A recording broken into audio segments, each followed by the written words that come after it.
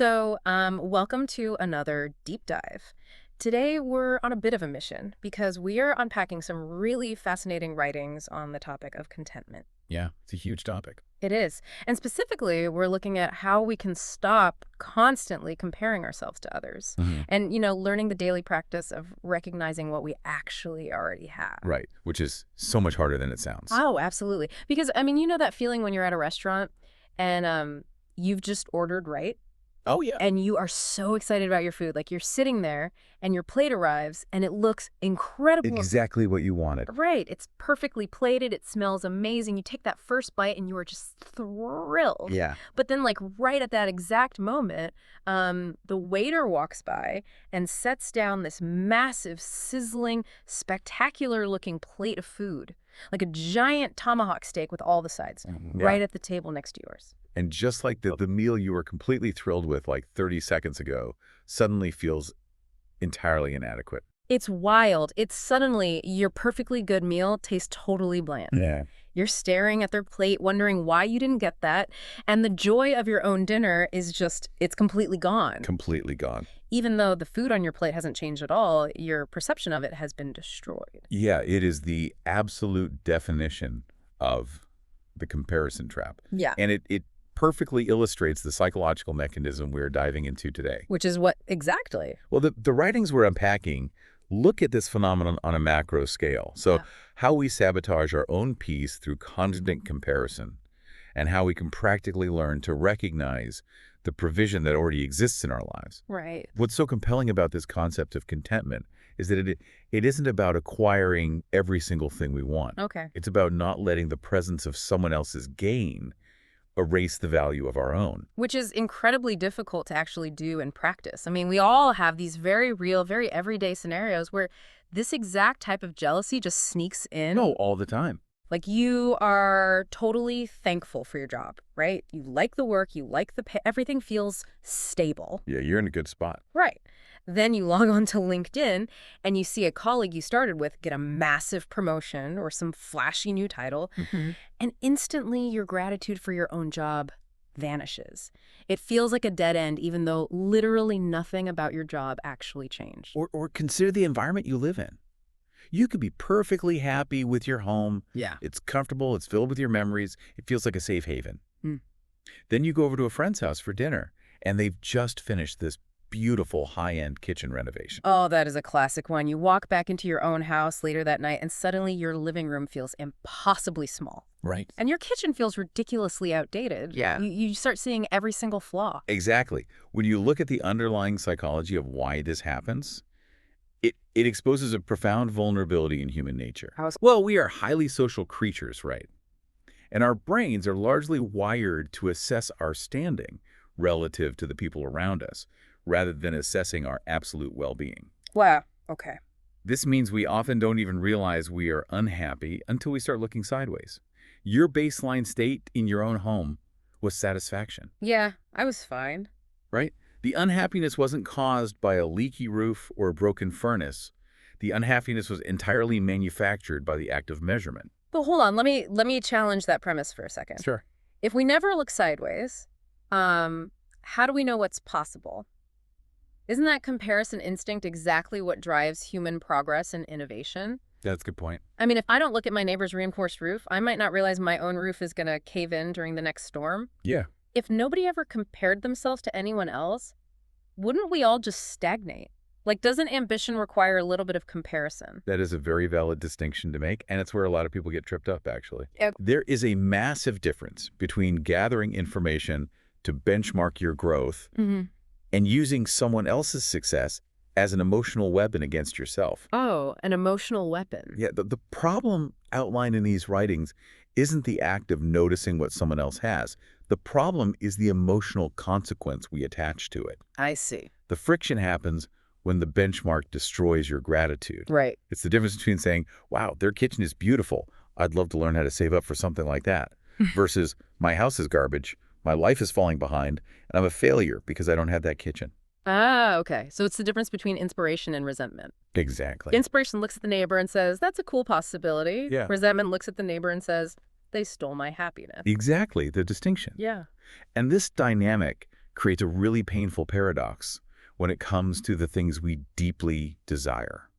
What do you mean? Well, the material we're looking at poses a brilliant question regarding answered prayers. Think about a time you hoped and asked for something for a very long time.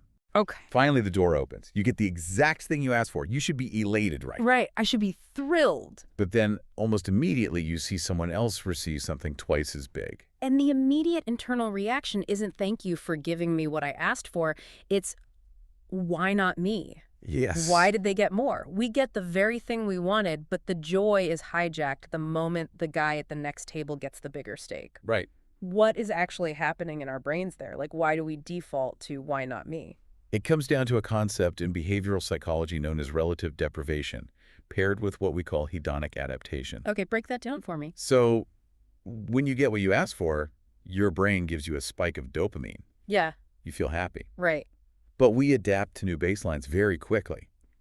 Once that answered prayer becomes your new normal, your brain starts scanning the environment again for what's missing. Oh, wow. If you are actively measuring your new baseline against someone else's higher baseline, your brain signals a deficit. Even though I just got what I wanted. Exactly.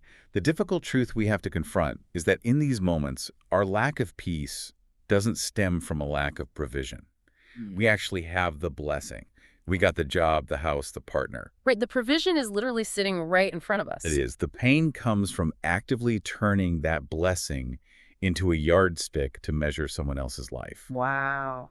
It is the measurement itself that causes the suffering. Turning a gift into a yardstick. That is such a vivid way to put it, and incredibly convicting, honestly. And it hits hard. Because it means the problem is entirely internal. It's Right. our own metric for success that is broken, not the reality of our lives. Right. So if measuring ourselves against others is the root of this anxiety and inadequacy, how do we actually redefine contentment? Because clearly getting more stuff doesn't work. No, it doesn't. The goalposts just keep moving. They do. The alternative framework requires a fundamental shift in how we categorize contentment. Yeah. The text points to a really famous piece of biblical wisdom from the Apostle Paul, specifically in his letter to the Philippians chapter 4, verses 11 and 12. Okay, what does it say? He writes, "For I have learned in whatsoever state I am therewith to be content." He goes on to say, he knows how to live when he has very little, and he knows how to live when he has an abundance. You know, the word that jumps out to me in that phrasing is learned. Yeah. For I have learned to be content. It completely shatters the illusion that contentment is a destination you arrive at. Exactly. We always treat it like a financial target. Like if I just hit this salary bracket or if I just get this title, a switch will flip in my brain and I will finally feel enough. Right. But Paul is saying it's not a switch. It's a learned attitude of the heart. And the implication of it being a learned attitude is that our default setting is the exact opposite. Oh, right. If you have to learn something, it means your natural instinct is probably doing it wrong. Yeah, that makes perfect sense. Our natural instinct is the comparison trap. To learn contentment means you have to actively train your perception. It's kind of like, think of it like adjusting the aperture on a camera lens. Oh, I like that. Yeah, if you have the aperture wide open, you have an incredibly wide depth of field. You see everything. Right. You see the person standing next to you. You see the house down the street. You see the shiny car in the background. Your brain is trying to process all of those external details, and it's overwhelming. Yeah, it's too much information. But if you stop the lens down, if you narrow your aperture, the background gets blurry, and the only thing in sharp, beautiful focus is the subject right in front of you. That's a great way to picture it. Learning contentment is basically learning how to adjust your focal length so you're only focused on the life you are actually living rather than the blurry background of everyone else's lives. That analogy captures the mechanics of it perfectly. Yeah. You aren't pretending the background doesn't exist. You are intentionally choosing where to place your focus. Yeah, exactly. And this leads right into dismantling the biggest misconception people have about this topic. Which is what? When people hear contentment, especially in spiritual or self-help circles, they often interpret it as a mandate to just give up. Oh, absolutely. It sounds like forced complacency. Right. Like you're supposed to sit on your couch, accept whatever terrible hand you've been dealt, and never try to improve your situation. Which couldn't be further from the truth. The writings explicitly clarify that contentment does not mean killing your goals. Okay. It doesn't mean you shouldn't study, work hard, pursue new opportunities, or strive for excellence. Ambition and contentment are not mutually exclusive. That's a huge relief. Yeah. There is another text referenced here, 1 Timothy 6, which says, "But godliness with contentment is great gain." Mm. It positions contentment as a modifier that makes your life richer, not a limitation that makes it smaller. So if we synthesize all of this, if contentment isn't giving up and it isn't hitting a magic financial number, what is the working definition we can actually use? The most robust definition we can pull from this is that contentment is the refusal to allow what someone else has to make you despise what you have. Wow, say that again. Contentment is the refusal to allow what someone else has to make you despise what you have. It is actively protecting the value of your own life from the corrosive effect of jealousy. Right. You could want to build a bigger business while still being fiercely grateful for the business you have today. I really want to anchor on that phrase. Refusing to allow what someone else has to make you despise what you have. Yeah, It puts the power back in our hands. It's a boundary we set. it absolutely is. But let's get incredibly practical here. Understanding the theology and psychology behind this is great for a big picture perspective.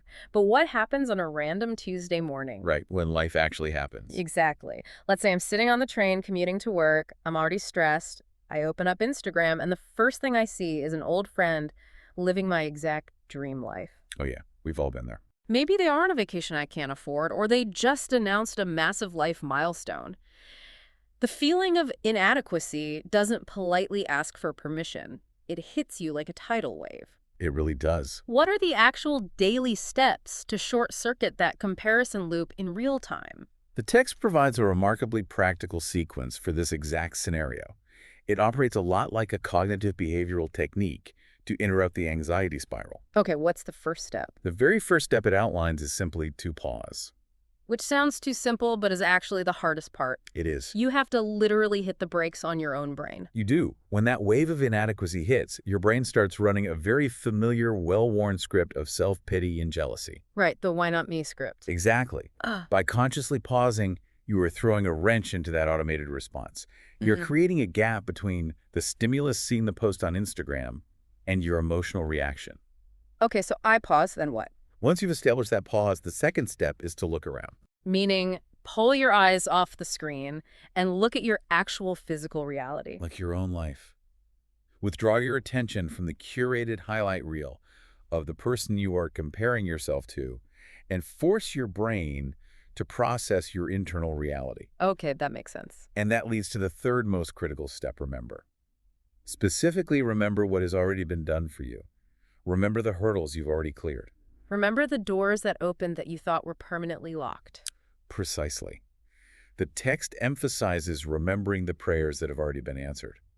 This is how you combat hedonic adaptation. By reminding yourself of where you started. Yeah, you actively remind your brain of the journey it took to get to your current baseline. You force yourself to recall a time when you desperately wanted the things you currently take for granted. It's a sequence of pattern interruption. Yes, exactly. Pause to stop the spiral. Look around to ground yourself in the present. Remember to reconnect with your past victories. And it completely shifts the emotional momentum. And the writings point out that this sequence culminates in a massive pivot in the questions we ask ourselves in those vulnerable moments. Because normally when I'm looking at that Instagram post, the question playing on a loop in my head is, why don't I have what they have? What did I do wrong? Right, and asking why don't I have what they have is a question designed to generate misery. Because there is rarely a satisfying answer. No, there never is. The source material suggests a radical pivot here. Instead of asking why you don't have their life, you must actively force yourself to ask, have I thanked God for what I already have? Oh, wow. Have I thanked God for what I already have? That is a complete rewiring of the brain. It really is. It takes you from a state of perceived deficit, where you are a victim of circumstance, and moves you into a state of acknowledged abundance where you have agency. Yes. It forces you to take inventory. And taking inventory is crucial because of the concept of hidden blessings. Hidden blessings. Yeah, the script notes a really profound reality about human nature. We are often so busy begging for brand new opportunities that we completely ignore the ones sitting dormant in our hands. Well, that is so true. The breakthrough you are looking for might not be a change in your circumstances at all. The breakthrough might be a change in your appreciation. That makes me think of how often people jump from job to job or even relationship to relationship looking for the quote-unquote perfect fit. Oh yeah, it happens all the time. They think the new company will finally make them happy or the new city will magically fix their anxiety, but they carry their ungrateful perspective with them. Exactly. So within 6 months, they are miserable again. They never learn to value the people already placed around them or to notice the simple things they stopped seeing. They're constantly searching for a louder, shinier answered prayer, while deaf to the answered prayers they are currently living inside of. Wow. It's the ultimate tragedy of taking your own life for granted. So to truly cement this new perspective, it feels like we can't just wait until we are triggered by a social media post or a coworker's promotion. No, you have to be proactive. Right. If we only play defense, we're going to lose. We need a way to play offense. We need to frame our desires and our gratitude right from the start of the day before the world even has a chance to make us feel inadequate. The material offers a really elegant solution for playing offense, actually. What is it? It concludes with what it calls a beautiful form of faith, which functions perfectly as a morning prayer or a daily mental framing exercise. Okay. The core thought is this: Lord, I still have dreams, but I am grateful for what you have already given me. I still have dreams, but I'm grateful for what you have already given me. Yeah. I love how much tension that single sentence resolves. It creates a space where ambition and peace can finally coexist in the same room. If we break down the architecture of that thought, it's incredibly all-balanced. Well, by stating, I still have dreams, you are validating your human drive. You are acknowledging that you want to grow, that you want to see what's next, Hey. and that you have desires for the future. Right, you aren't suppressing your ambition. Exactly. But by immediately anchoring it with, but I am grateful for what you have already given me, you prevent that ambition from turning toxic. It's the perfect antidote to the fear that contentment means giving up. It is. You don't have to kill your dreams to be grateful. You just have to ensure your dreams aren't cannibalizing your present joy. Right. The ultimate goal here isn't to stop wanting things for the future. It's to stop allowing the future or someone else's present to make you ungrateful for the ground you are standing on right now. Bringing all these threads together, we can see the full arc of how to combat the comparison trap. Yeah, it's quite a journey. It requires recognizing that initial spike of jealousy for what it is, a flawed metric of relative status, not a true reflection of our own lack. It involves adopting the learned attitude Paul spoke of in Philippians, realizing that contentment takes intentional practice, much like adjusting the focal length on a camera lens. And it comes down to those incredibly practical daily steps. Catching yourself in the moment, hitting pause before the spiral starts, looking at your own life instead of someone else's highlight reel, and actively remembering the hurdles you've already overcome. It's making the conscious choice to swap the question, why not me, for the question, have I taken a moment to be thankful for what is already mine? It is an active daily resistance against the gravity of human nature. It absolutely is. So for everyone tuning in today, whether you are currently stuck in traffic, prepping for a stressful meeting, trying to navigate a genuinely difficult season of life, or maybe you just caught yourself staring at someone else's seemingly perfect life online, We've all been there. take a second to look at the ground you are standing on.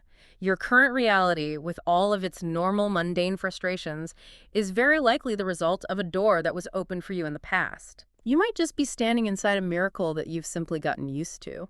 You know, this journey raises one final, highly provocative question that builds on the text we've been analyzing. Okay, let's hear it. We discussed earlier how Paul learned contentment in two very different seasons. In seasons of having little and in seasons of having much. Right, both extremes.